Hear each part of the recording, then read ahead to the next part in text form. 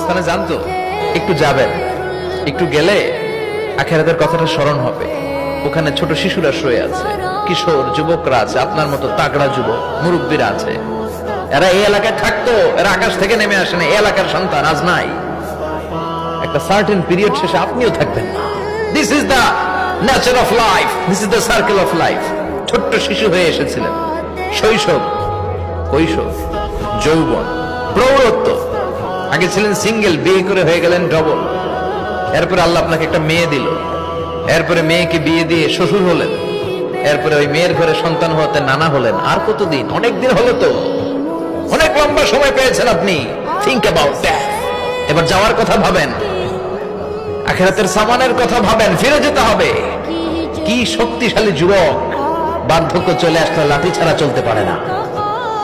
কুচকুচে কালো দাড়ি সাদা হয়ে যায়, দাড়ির শুভ্রতা, বয়সের ভার, রং ধরা যৌবন জং ধরে শেষ, ঠিক কিনা?